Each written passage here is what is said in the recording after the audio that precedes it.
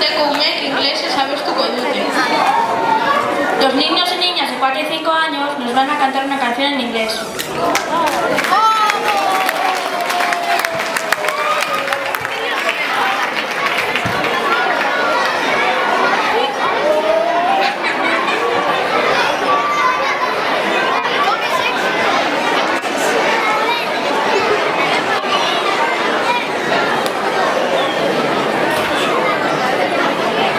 So, one hand, two hands. Listen and sing.